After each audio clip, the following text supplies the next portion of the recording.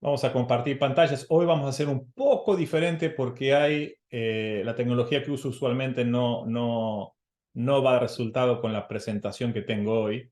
Pero eso para ustedes no. La única diferencia es que me van a ver al costado de la presentación. Pero vamos a entrar a la lección de hoy. Terminamos la semana pasada, primero conociendo que Dios tiene emociones y las emociones son parte de lo que somos nosotros. Dios las puso en nosotros, Dios tiene emociones y siempre el desafío es cómo Jesús confrontó esas emociones, que en otras palabras es cómo nosotros deberíamos confrontar esas emociones en nuestras vidas. Entonces vamos a buscar diferentes situaciones en la Biblia y ver cómo Jesús las confrontó una por una. Por supuesto, estos son principios que uno debe aplicar y no entender que es una ley escrita. Hay varias formas de poder confrontar las mismas situaciones. Pero vamos a ver cómo Jesús hizo para confrontar el hecho de sentirnos superiores. A veces uno a veces no toma totalmente conciencia, pero creemos que nosotros somos mejores que los demás. Y esto no es algo extraño en la Biblia, lo encontramos más de una vez. Y también lo encontramos entre los discípulos, dice la Escritura en el verso 19 del capítulo 16. Te daré las llaves del reino de los cielos, se refiere a Pedro, ¿no? Todo lo que ates en la tierra quedará atado en el cielo y todo lo que desates en la tierra quedará desatado en el cielo. Jesús le dice, te voy a dar esta responsabilidad. Tú eres Pedro y Jesús te dice eso. ¿Cómo te sientes? Súper elevado, ¿te imaginas? Súper elevado. Pero mira lo que sucede unos versos después. Jesús dijo que iba a partir y miren la respuesta de Pedro. Verso 22. 3 versos después de te voy a dar las llaves. Pedro lo llevó aparte y comenzó a reprenderlo. De ninguna manera, Señor, esto no te sucederá jamás. Jesús se volvió y le dijo a Pedro, aléjate de mí, Satanás. Quieres hacerme tropezar. No piensas, mira lo que dice acá, no piensas en las cosas de Dios, sino en las de los hombres. Luego dijo Jesús a sus discípulos, si alguien quiere ser mi discípulo, tiene que negarse a sí mismo, tomar su cruz y seguirme. Bueno, Jesús, ¿qué hizo? En el mismo capítulo, en 4 versos, en primer lugar, le dice a Pedro, lo levanta, le dice, te voy a dar las llaves, le dice a Pedro, ¿cierto? Y Pedro cree en ese momento de que, wow, me da la llave, yo soy el segundo de Jesús. Paso siguiente, entra en Pedro un sentido de orgullo tremendo y se cree con la autoridad para reprender al Hijo de Dios. Siempre me impresionó eso, esta situación doble. Por un lado, Jesús animando, eres especial, tú eres el encargado de las llaves. Pero por otro lado, 3 veces después, vemos a Pedro creyendo que eso significa que tiene autoridad para todo, incluso para reprender a Jesús. Jesús no lo deja sin respuesta. Inmediatamente le dice, Satanás. O sea, a ver, ¿cómo te vuelvo a repetir? ¿Cómo te sentirías si Jesús te dice por un lado, te amo, o al menos así lo ves, porque al que te dan algo, sentís que lo ama, y después te dice Jesús, Satanás? La mayoría de nosotros no ve ese Satanás como un amor, pero aquí Jesús lo está amando a Pedro. Y lo que está diciéndole es, tú no piensas como deberías, le está diciendo. Piensas básicamente como Satanás. Y luego Jesús lo que hace es hacer lo que más hemos visto en el Nuevo Testamento, que hace constantemente. Nos quiere enseñar y dice, si alguien quiere ser mi discípulo, tiene que negarse a sí mismo, tomar su cruz y seguirme. Esta es la respuesta que Jesús le da a Pedro. Pedro, hay que negarse a sí mismo. Si yo tengo que pasar esto, lo voy a pasar porque es el plan de Dios. La mayoría de nosotros se negaría a pasar lo que Jesús pasó. Y justamente el mensaje es, no nos podemos negar, aunque esto implique sufrir por causa de Cristo. De nuevo, tú no piensas como deberías. ¿Vamos bien? Los hijos del trueno, vengadores y rencorosos, ¿se acuerdan? Dice en Lucas 9:52 al 56. Envió por delante mensajeros que entraron a un pueblo samaritano para preparar el alojamiento. Pero allí la gente no quiso recibirlo porque se dirigía a Jerusalén. Cuando los discípulos Jacobo y Juan vieron esto, le preguntaron: Señor, ¿quieres que hagamos caer fuego del cielo para que los destruya? Es otra actitud. A este punto los discípulos apóstoles se sentían superpoderosos. Y por supuesto, no, Jesús es Jesús. Acá la diferencia es que reconocen quién es el jefe, el Señor, quién es Dios. Bueno, no sé si reconocían en este punto toda la magnitud de quién tenían enfrente, pero sí sabían de que era su rabí. Ellos le dicen: ¿quieres que nosotros destruyamos esto? Jesús nuevamente dice, se volvió a ellos y les reprendió. Luego siguieron la jornada a otra aldea. Jesús vuelve a confrontar, ¿qué cosa? La forma de pensar que ellos tenían. Recuerden que los samaritanos y los judíos no se llevaban muy bien. Y la primera reacción es como, ¿qué se creen ellos para despreciar a Jesús? Pero en realidad es, ¿qué se creen para despreciarnos a nosotros? Jesús los reprende. No piensas como debería, le dijo a Jacobo y a Juan. No piensas como deberían. Jesús confronta esas actitudes y emociones. Imagínate, estaban enojados seguramente, muy incorrectas de sus discípulos. Y siempre tenemos que entender que a ninguno de nosotros nos gusta la reprensión, ni a ellos ni a nosotros. Cuando hablan de los hijos del trueno, simboliza el carácter a tener que ser transformados. ¿Y cómo podemos ver la transformación? Bueno, en primer lugar que vemos Juan, ¿quieres que lo elimine a todo el mundo? A un Juan que después es llamado como el apóstol del amor. Es una clara señal del cambio del carácter para ser como Jesús. ¿Se acuerdan que hablamos del carácter? El carácter se puede modificar. Y aquí vimos dos hombres que eran llamados hijos del trueno por sus emociones violentas, agresivas y demás, que han sido después transformados mediante la confrontación de esos pensamientos que estaban impresos en su carácter. Marcos 10:35 al 46 dice así. Se le acercaron a Jacob y Juan, hijo de Zebedeo. Maestro, le dijeron, queremos que nos concedas lo que te vamos a pedir. ¿Qué quieren que haga por ustedes? Concédenos que en tu glorioso reino uno de nosotros se siente a tu derecha y el otro a tu izquierda. No saben lo que están pidiendo, replicó Jesús. ¿Pueden acaso beber el trago amargo de la copa que yo bebo o pasar por la prueba del bautismo con el que voy a ser probado? Sí podemos. Ustedes beberán de la copa que yo bebo, le respondió Jesús, y pasarán por la prueba del bautismo con el que voy a ser probado. Pero sentarse a mi derecha o a mi izquierda no me corresponde a mí concederlo. Esto ya está decidido. Los otros 10, al oír la conversación, se indignaron contra Jacobo y Juan. Vieron los mismos dos hijos del trueno. Así que Jesús los llamó y les dijo, como ustedes saben, los que se consideran jefes de las naciones oprimen a los súbditos y los altos oficiales abusan de su autoridad. Pero entre ustedes no debe ser así. Al contrario, el que quiera ser grande entre ustedes, hacerse grande entre ustedes, deberá ser ¿qué? Su servidor. Y el que quiera ser el primero deberá ser esclavo de todos. Porque ni aun el Hijo del Hombre vino para que le sirvan, sino para servir y para dar su vida en rescate por muchos. Nuevamente Jesús está acá trabajando el carácter de sus discípulos. Y fíjese que inicia con una expresión emocional, concédenos ser primeros. Es increíble porque dice concédenos. No le dice qué primero que quieren, dicen concédenos. Dice, por favor, ¿me concedes esto? Ahora te voy a decir qué es, pero concédeme. Algo así como los hijos vienen y te dicen, ¿me decís que sí, pero todavía no te dijo qué es lo que quiere? Bueno, es lo mismo, parece una acción así, muy emocional. Quieren ser, quieren estar, quieren mostrar. Quieren ser los primeros, pero Jesús les dice, ok, voy a aclararles, por si acaso no lo entienden, porque no piensan como las cosas del cielo. Ser primero significa tomar el mismo trago. Y lo segundo, que no depende de mí, sino de Dios conceder.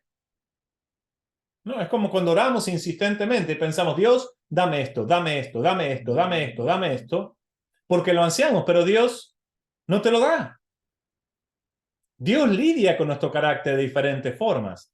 Dios no está para servirnos, Dios está para que nosotros lo busquemos, para ayudarnos a madurar y pensar como Él. Dios quiere que pensemos en lo del cielo, lo que importa, la eternidad, no en este mundo.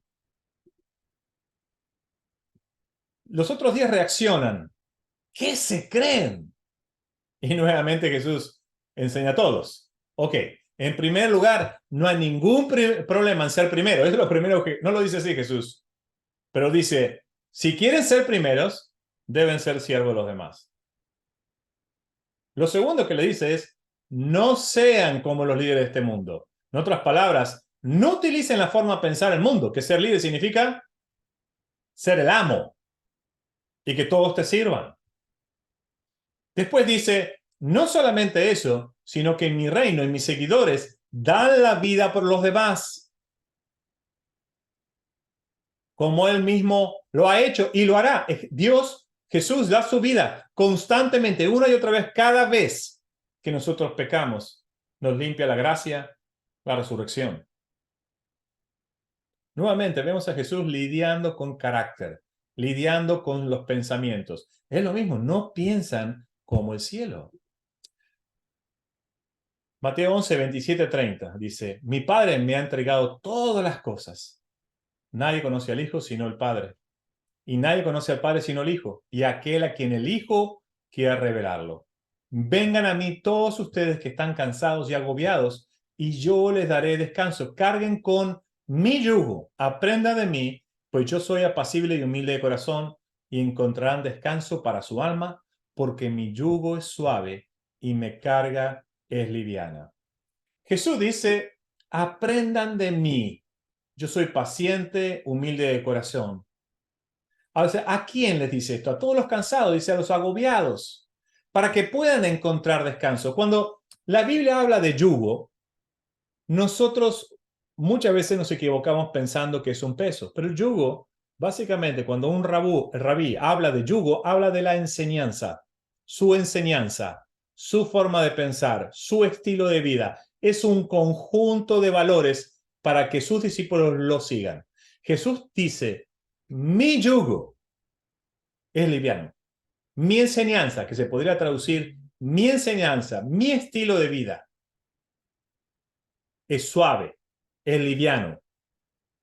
Tú que estás cansado, no te preocupes, ven, sígame.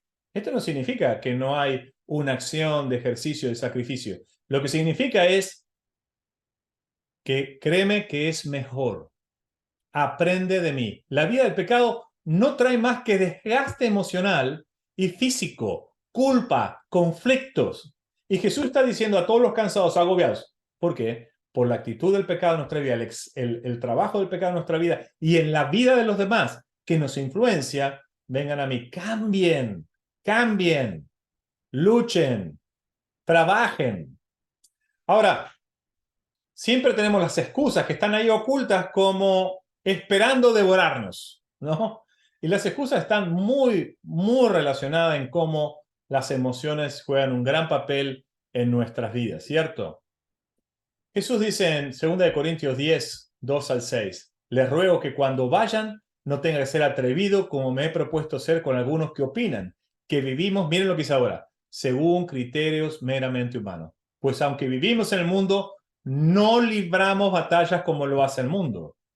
Las armas que luchamos, con las que luchamos, no son del mundo, sino que tienen el poder divino para derribar fortalezas, destruimos argumentos y toda altivez que se levanta contra el conocimiento de Dios y llevamos cautivo todo pensamiento para que se someta a Cristo. Y estamos dispuestos a castigar cualquier acto de desobediencia una vez que yo pueda contar con la completa obediencia de ustedes. Dice que no luchamos como el mundo, nuestras armas son muy diferentes. Y esto también es parte de comprender el pensamiento, si se fijan, que Jesús quiere que nosotros tengamos para actuar en nuestra vida. Somos humanos, pero no luchamos como los hombres. El poder de las armas espirituales pueden derribar cualquier cosa. Todo pensamiento es cautivo para someterse a Cristo. No hay excusas.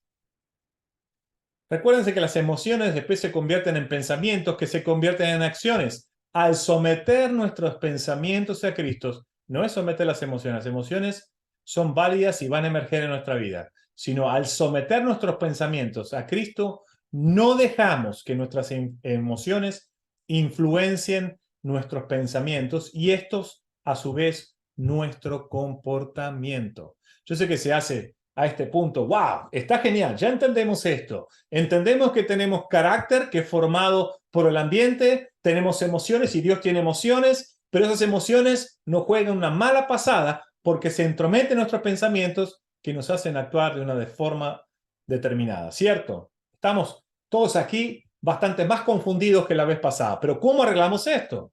¿Cómo podemos expresar nuestras emociones y no dejar que nos controlen? Este es el secreto. Este es el secreto en la consejería matrimonial. Este es el secreto en las relaciones unos con otros. Este es el secreto en la relación nuestra y con Dios. ¿Cómo expresamos emociones y no dejamos que esas emociones nos controlen? Este es el verdadero desafío. Y para esto vamos a utilizar un pequeño gráfico para entender cómo debemos trabajarlo. Primero viene un evento. ¿Qué es un evento? Una situación que es provocado o no por otras personas o el medio ambiente. Imagínense. Yo siempre hago esto que es una de las cosas, no digo que pasan seguidos, pero es una de las cosas que más nos duelen, ¿no? Que estás descalzo y viene alguien y te pisa el dedo más chiquito del pie con sus zapatos, ¿no? Justo dio esa situación. ¿Qué es lo que sucede cuando te pasa? O sea que el evento, podemos decir, alguien te pisa el dedo y te duele, hasta te sangra. Del evento, que es esta situación, vienen las emociones. Las emociones significan causa del movimiento o impulso. Viene de ahí, viene del que significa movimiento o impulso, aquello que te mueve hacia algo. Vuelvo a repetir, las emociones es la causa de un movimiento, de un impulso, algo que te mueve hacia algún otro lugar. Después de eso vienen los pensamientos. Imagínate, te voy a dar un ejemplo de pensamiento, ¿no?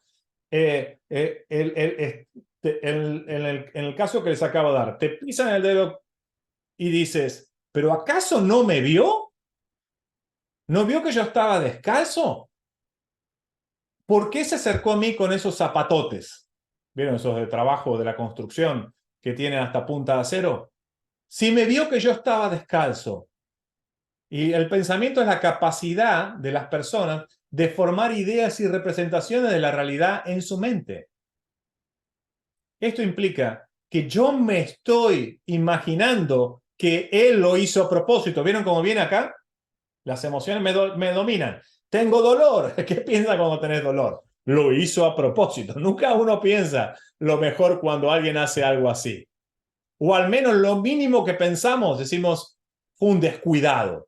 Pero dentro de nosotros hay emociones que empiezan a trabajar en nuestra mente una y otra vez. Y esos pensamientos dan lugar a un comportamiento, que es manera de funcionar una cosa en una situación determinada. El comportamiento, básicamente la acción, está determinada por los pensamientos y son influenciadas por las emociones. Pero por supuesto, hay un gatillo. El gatillo es el evento. Y ese comportamiento da un fruto. Y así, y ese fruto es el resultado, es la acción que tomamos que tiene un resultado. En este ejemplo que les acabo de dar, imagínense, pienso todo eso y le digo, es tu culpa, ¿cómo te atreviste a venir con los zapatos? ¿Por qué no pensaste a mí? ¿No me amas?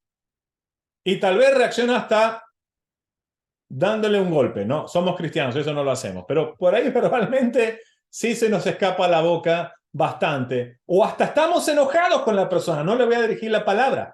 Son acciones, que no digas nada no significa que no sean acciones. Y ese fruto es cómo tú te relacionas con el evento. Ahora bien, ¿cómo cambiamos esta situación? De acuerdo a todo lo que vimos que Jesús reprendió, es muy fácil. Jesús tiene que estar en todos lados. Mismo ejemplo, imagínense, vamos a poner a Jesús. Jesús está siendo golpeado. ¿Tú te imaginas las emociones de Jesús en ese momento?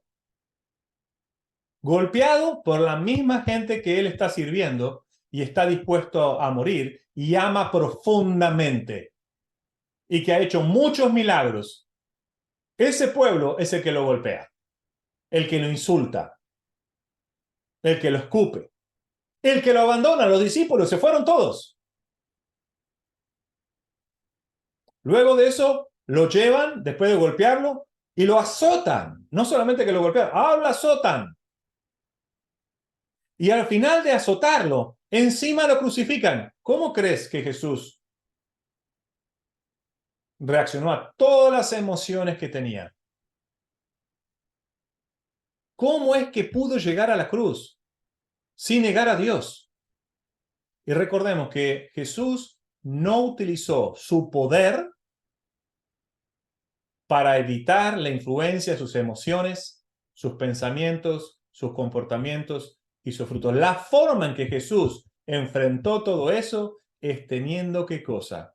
El pensamiento de Dios en él. El plan de Dios. Tú no piensas como deberías, le dice a Pedro, le dice a Jacobo, le dice a Juan, le dice a los 10 discípulos, ustedes no piensan bien.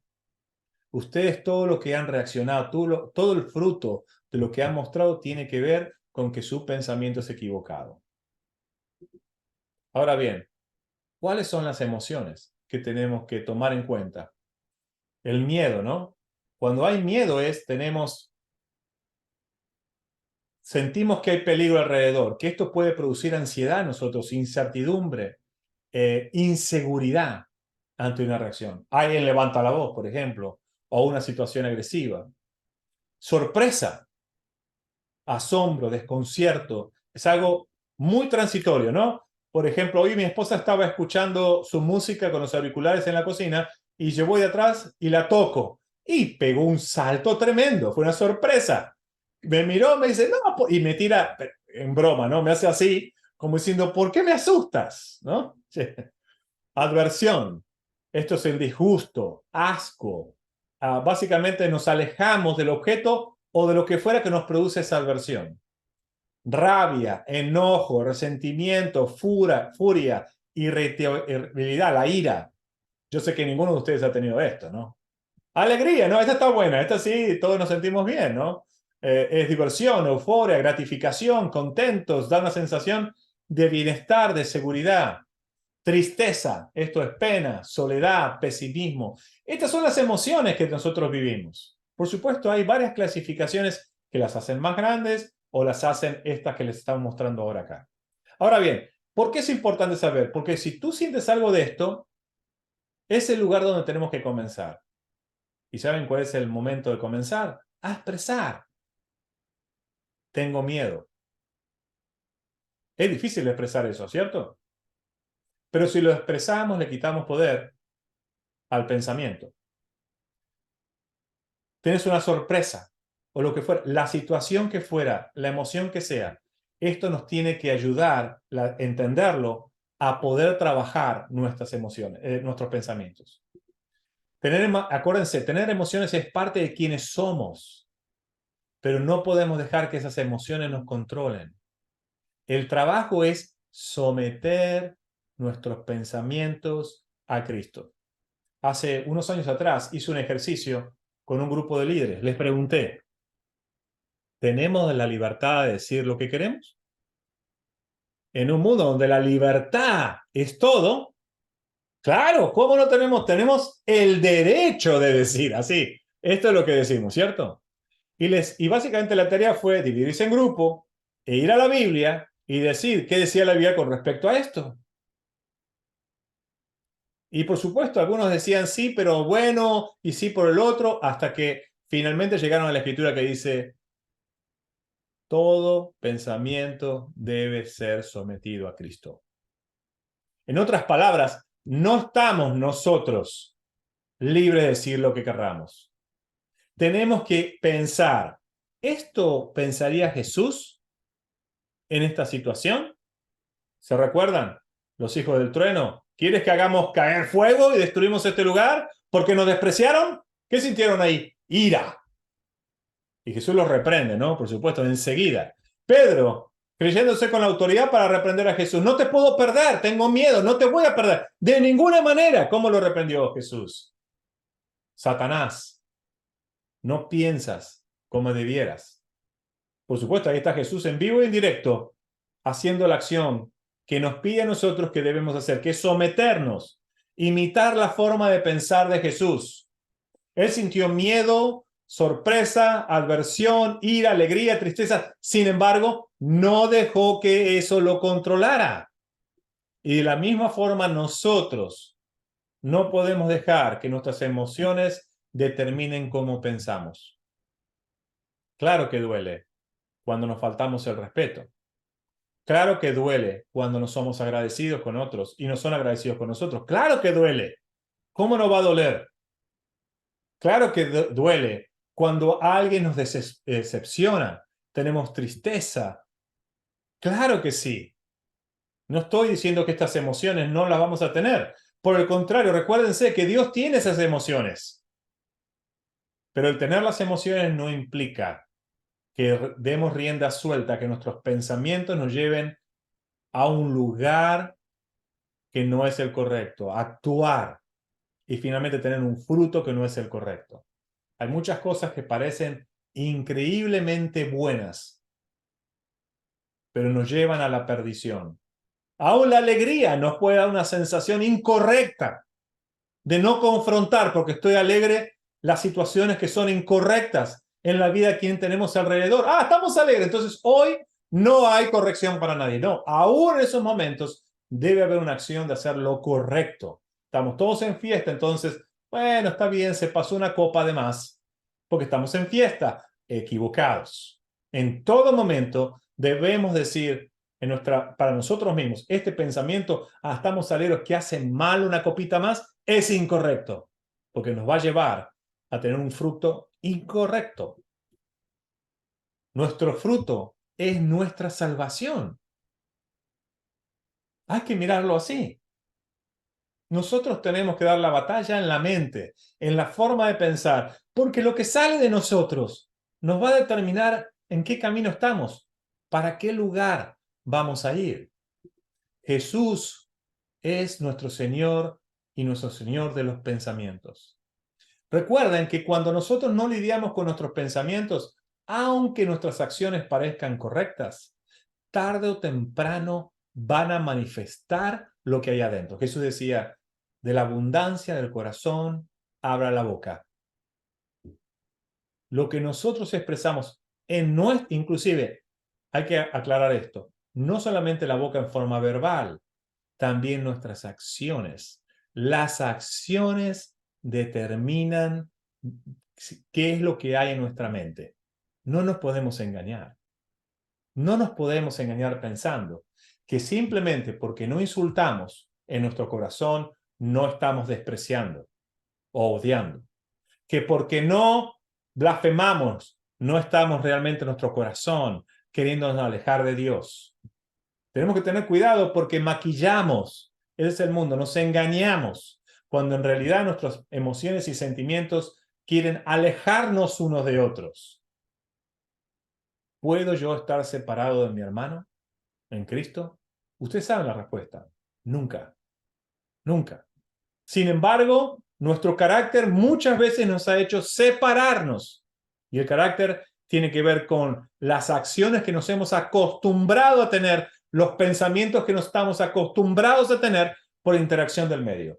Entonces tenemos que dar la batalla en el lugar correcto. Esto es, tenemos que poder expresar nuestras emociones, pero atacar nuestros pensamientos con la palabra de Dios. La Biblia es fundamental para poder confrontarlo. ¿Por qué estudiamos la Biblia? No es un acto religioso.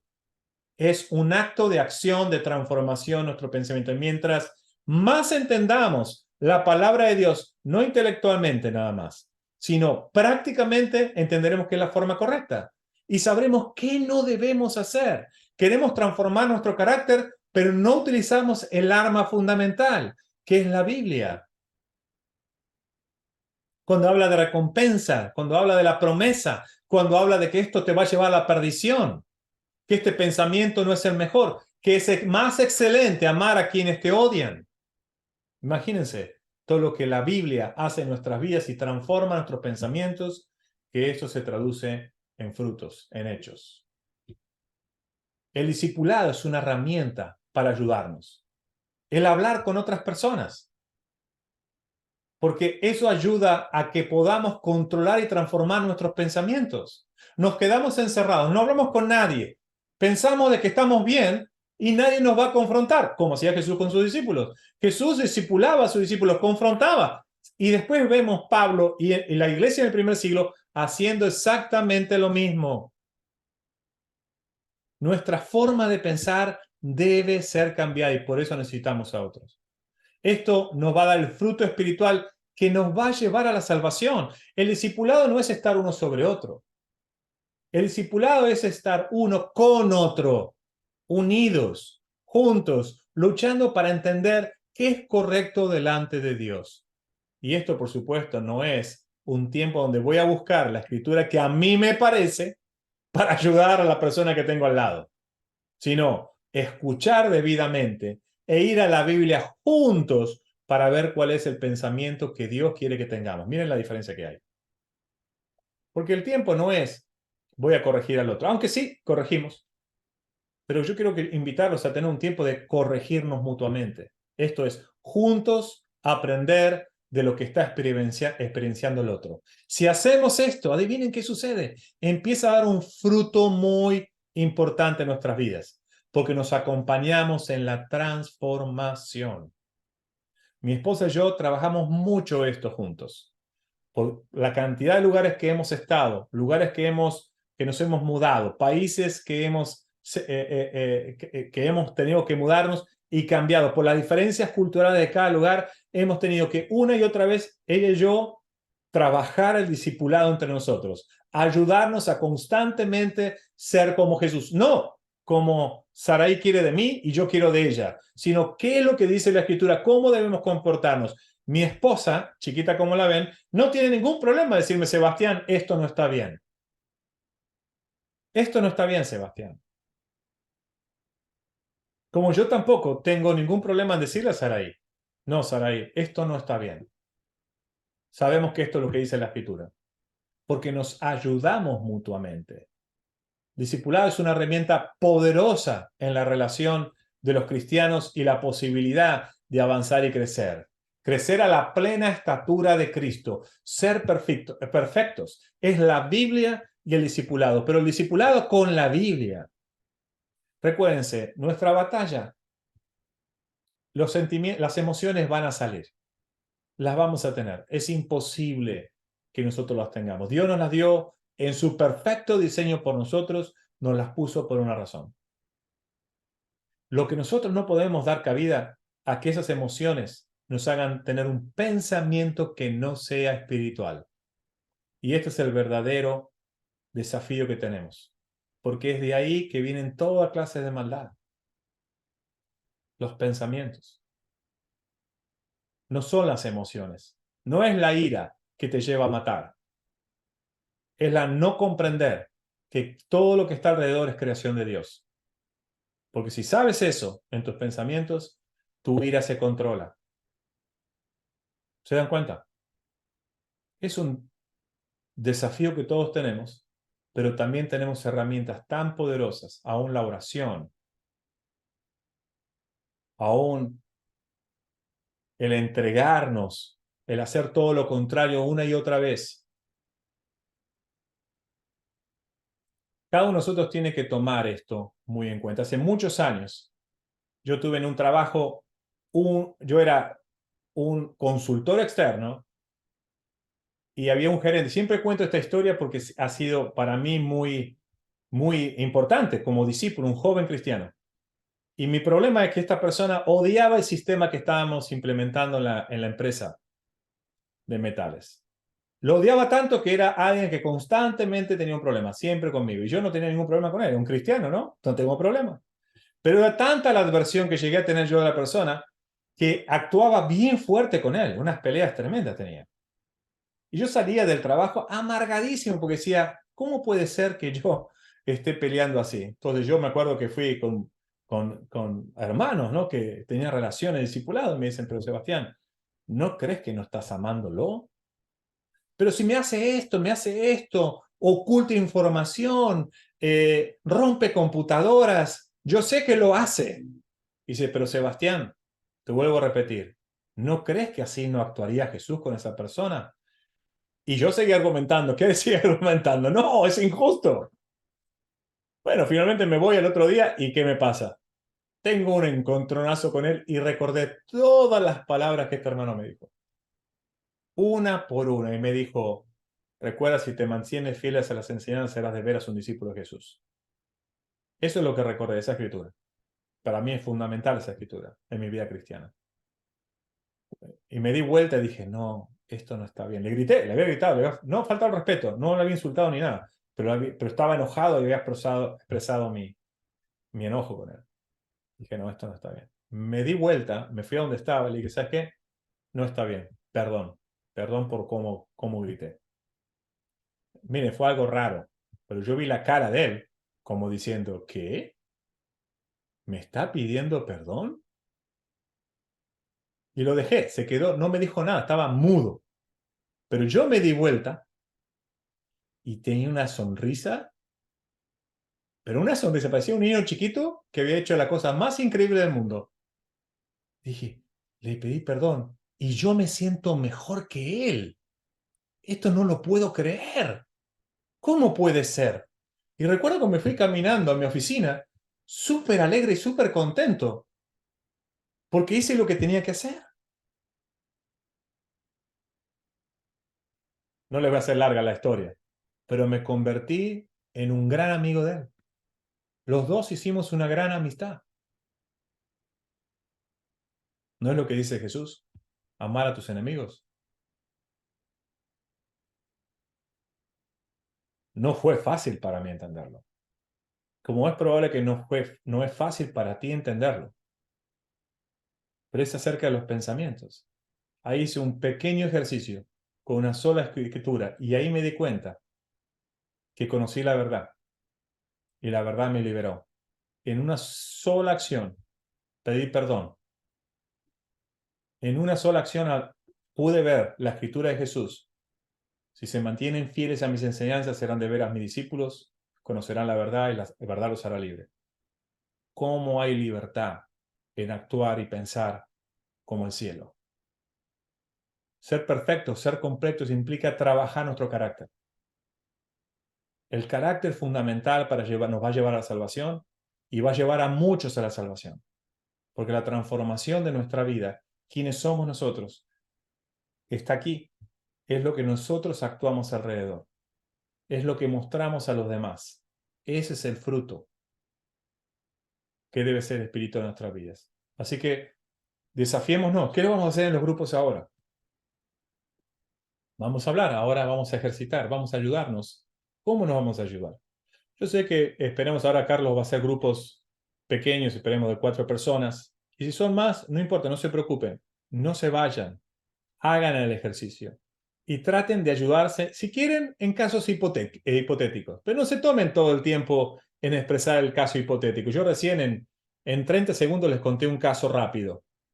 Y ayúdense con escrituras. ¿Cómo harían? ¿Qué escritura pudieran usar para poder confrontar los pensamientos que no son correctos delante de Dios? Háganse esa pregunta. ¿Qué pensaría Jesús? ¿Cómo debería pensar Jesús acá? ¿Cómo quiere Jesús que yo piense en esta situación? Amén. Que Dios los bendiga. Y entonces ahora Carlos los va a dividir en grupos. Nos vemos el próximo miércoles para otra lección acerca de ser perfecto. Gracias.